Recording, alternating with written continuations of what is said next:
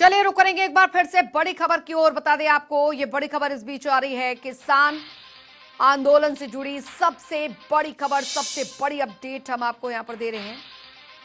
आज नहीं होगी किसान सरकार के बीच बैठक। जी हाँ, छठे दौर की बैठक, छठे दौर की वार्ता होने वाली थी, लेकिन अब वो नहीं होगी।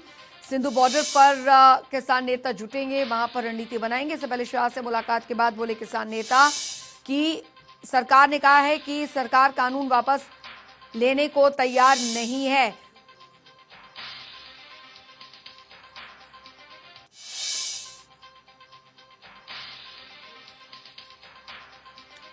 राम सिंह मार संवाददाता सोनीपत से हमारे साथ जुड़ गए हैं ज्यादा जानकारी के साथ। राम, किसानों की तरफ से यहां पर अब रणनीति बनाई जाएगी आज सिंधु बॉर्डर पर कि आगे क्या कुछ करना है। हालांकि इंतजार रहेगा सरकार द्वारा भेजे गए लिखित प्रस्ताव का, जिसका इंतजार किसानों को भी है। अंजलि, देखिए, जिस प्रकार छठे दौर की बैठक आज नहीं होनी है और कैबिनेट में चर्चा जरूर की जानी है, क्योंकि जिस प्रकार से सरकार की तरफ से सीधे तौर पर यह जरूर कहा गया है कि अब जो है जो कानून है वो वापस नहीं होगा, लेकिन कहीं ना कहीं उसमें संशोधन की बात कही जा रही है।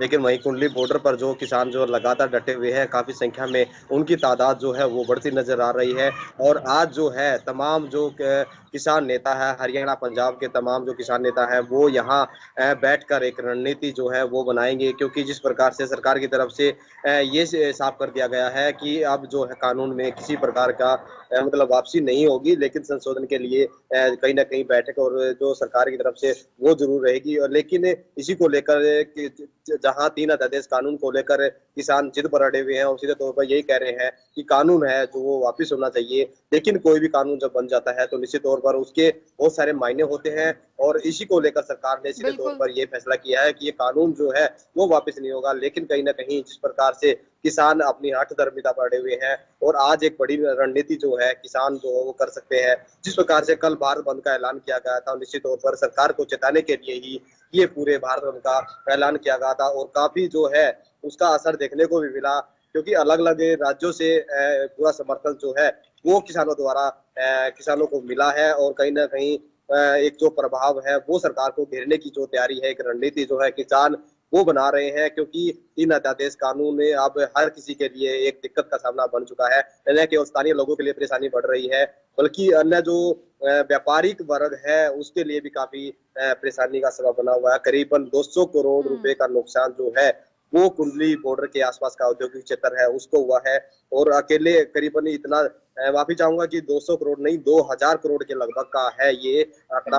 और इस आंकड़े में कहीं ना कहीं अब औद्योगिक जगत भी खासा परेशान नजर आ रहा है, क्योंकि कुंडली और राई एक काफी औद्योगिक क्षेत्र है और यहाँ से काफी बड़ी संभावनाएं जो है राष्ट्रीय अंतर्राष्ट्रीय स्तर को बाजार को प्रभावित करती है। किसान आज एक बड़ी रणनीति के साथ सुबह से ही जो है वो कहीं ना कहीं अब नजर आ रहे हैं, एकजुट होने नजर आ गए हैं। और यहाँ पर जो है अलग एक सेपरेट जो मीटिंग है वो कहीं ना कहीं करते नजर आएंगे, क्योंकि सरकार की तरफ से तो मंशा जो है वो साफ हो गई है। अब किसानों की तरफ से किस प्रकार की बातचीत है, क्या कुछ रहने वाला है, आज दिन की पूरी की पूरी जो है वो खबर हम अपने दर्शकों को दिखाते रहेंगे, क्योंकि आज जो है वो किसानों पर ही मुद्दा रहने वाला है। क्योंकि किसान आज बैठकर यही रणनीति बनाएंगे कि सरकार को किस प्रकार से झुकाना है, क्योंकि आज 13वां दिन है और 13वां दिन लिहाजा अनुमान लगाया जा सकता है हाईवे जाम है, काफी संख्या में किसान मौजूद हैं, कई रास्ते ब्लॉक है, आवाजाही बिल्कुल बंद है। लोगों के लिए व्यापार से लेकर अन्य जो चीजें हैं, लोगों के रोजगार की व्यवस्था से लेकर अन्य जो चीज है, मजदूरों का पलायन शुरू हो गया है, तमाम जो बिंदु है वो प्रभावित हो रहे हैं। लेकिन कहीं ना कहीं किसान जो है आज इसका फैसला आर पार का जो है वो कर सकता है, क्योंकि सरकार की तरफ से कानून को वापस लेने की बात कही गई है, ना लेने की वापस कही गई है, तो इसलिए कहीं ना कहीं अब किसान आज बड़ी रणनीति तैयार कर सकते हैं। बिल्कुल, लेकिन राम, यहां पर एक बात समझनी होगी, क्योंकि कल जो देर रात मुलाकात हुई है अमित शाह के साथ किसान नेताओं की, राकेश टिकैत का बयान निकलकर सामने आता है। जब उनसे पूछा जाता है कि सरकार ने मुख्यतः किसानों की जो मांगों के बिंदु हैं उन्हें तो मान लिया है, फिर आगे आप लोगों की क्या रणनीति रहेगी, जिस पर राकेश टिकैत ने भी माना है कि हाँ, जो मुख्यतः बिंदु थे उन पर बात हुई है, चाहे वो पराली वाला मुद्दा हो, चाहे वो एमएसपी को लिखित में देने का मुद्दा हो, चाहे वो बिजली में सब्सिडी जारी रखने का मुद्दा हो। इन महत्वपूर्ण बिंदुओं पर तो सरकार सहमत है कि ठीक है, हम संशोधन को तैयार हैं, लेकिन अभी भी किसानों का इंतजार, क्या समझा जाए आगे? अंजलि देखिए, हर दिन इस जो आंदोलन में है वो अलग रूप देखने को मिला, क्योंकि शुरुआती स्तर पर जब ये कानून को लेकर विरोध हुआ था तो हम्म। निश्चित तौर पर एमएसपी वापस करने की बात है और कुछ संशोधन करने की बात चली थी, लेकिन जी। कहीं ना कहीं ये मुद्दा है वो कहीं ना कहीं राजनीतिक रूप लेता हुआ नजर आया। हालांकि किसानों नेताओं द्वारा सीधे तौर पर यह कहना कि उनके मंच पर कोई भी राजनीति पार्टी का कोई नेता या अन्य जो लोग हैं वो कहीं ना कहीं मंच में शामिल नहीं हो सकेंगे, लेकिन निश्चित तौर पर अगर ये कहना गलत ना होगा, क्योंकि जिस प्रकार से कल भारत बंद था, तमाम जो गतिविधियां जो देखने को मिली, सोनीपत की बात करें तो सोनीपत में भी निश्चित तौर पर जो कांग्रेस है विपक्ष में जो बैठी हुई है वो लोग कहीं ना कहीं बाजार बंद करते नजर आए, तो इससे और वहीं इनेलो है, इनेलो भी लगातार सरकार को घेरने की कोशिश में लगी हुई है, विपक्ष लगातार घेरने की कोशिश में लगा हुआ है। तो इससे ये तो बिल्कुल जाहिर है कि ये जो अब किसान आंदोलन है वो किसान आंदोलन कम रह गया है, बल्कि जो अन्य जो राजनीतिक पार्टियां हैं वो अपनी रोटी सेकने का पूरी तरह से कोशिश करने में जुटे हुए हैं, क्योंकि अब ये देख रहे हैं कि सरकार जी। कहीं ना कहीं गिरती नजर आ रही है, तो वो इसका फायदा उठाना चाहते हैं और रोटी सेकना चाहते हैं। और जिस प्रकार से लगातार कल पूरा का पूरा एक प्रोपेगेंडे के तहत ये आंदोलन है उसको कोशिश से किया गया, जबरदस्ती भी काफी जगह देखने को मिली। हालांकि प्रशासन द्वारा सीधे तौर पर यह जरूर कहा गया था किसी के साथ आंदोलन को लेकर दुकानें बंद कराने को लेकर जबरदस्ती नहीं की जाएगी, लेकिन कहीं ना कहीं प्रत्यक्ष रूप में बाजार को बंद कराने का एक जो प्रयास है विपक्ष द्वारा किया गया। और कहीं ना कहीं किसान जो है कुछ जगहों पर जो किसान है वो भी कहीं ना कहीं जो अलग अलग पार्टियों से जुड़े हुए हैं, तो लिहाजा ये कहीं ना कहीं एक अब इसका रूप जो है वो चेंज हो गया है। हालांकि अब किसान ये कह रहा है कि अब सीधे तौर पर पिछले 7 से 8 दिन की अगर बात करें तो निश्चित तौर पर ये अब किसानों ने सीधे तौर पर एक ही बिल्कुल सवाल, बिल्कुल बिल्कुल, एक हमारे ही साथ मुद्दा संदीप बनाया। सिंह भारती किसान नेता भी हमारे साथ जुड़ रहे हैं। फिलहाल राम, आपका बहुत बहुत शुक्रिया तमाम जानकारी के लिए। संदीप सिंह भारती जी, मैं आपके पास आना चाहूंगी। फिलहाल आज किसान नेताओं की एक बार फिर से बैठक होने जा रही है, बातचीत होने जा रही है। सरकार के साथ जो बातचीत होने जा रही थी वो रद्द हो गई है। लिखित प्रस्ताव आप लोगों के पास आने वाला है सरकार की तरफ से, आगे आपकी क्या रणनीति रहेगी? देखिए, रणनीति इस बात पे निर्भर करेगी कि सरकार ने जो ये प्रस्ताव दिया है संशोधन का, जी। इस पे हमारे सामूहिक नेतृत्व की, साझे नेतृत्व की क्या सोच बनती है। बिल्कुल। अब सरकार ने अपनी लक्ष्मण रेखा मेरे ख्याल से खींच दी है कि कानूनों को वापस नहीं लिया जाएगा, इनमें संशोधन चाहे कितना ही करा लो। तो इसके ऊपर हमारा नेतृत्व क्या सोचता है, इसको किस तरीके से लेता है, उससे फैसला होगा। अब तक की जो हमारी लाइन है पूरे आंदोलन की वो यही थी कि ये जो 3 कानून है ये किसान हितैषी मूल भावना के खिलाफ है, इसलिए इनको वापस लिए बिना आगे नहीं बढ़ा जा सकता।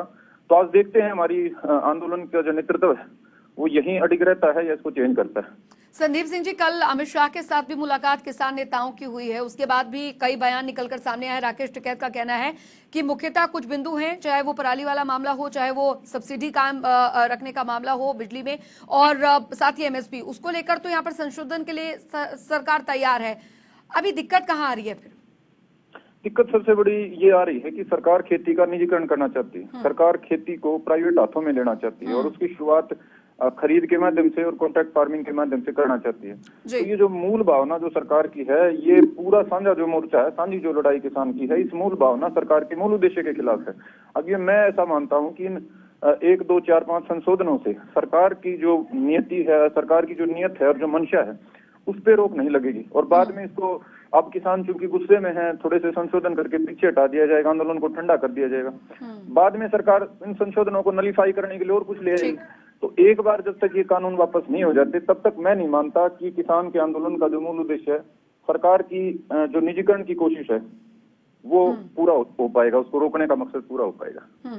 संदीप सिंह जी, इस तो पूरे आंदोलन, यहाँ बात नहीं होती, जब तक इस सरकार के मूल उद्देश्य के खिलाफ सरकार कदम अपने वापस नहीं लेती, तब तक मुझे नहीं लगता कि सरकार और आम जो किसान समाज है उसके बीच कोई तारतम्य स्थापित हो सकता है। ये एक जनमानस में संदेश चला गया है कि सरकार जो है डाणी अंबानी को फायदा पहुंचाने के लिए कानून लेके आई है।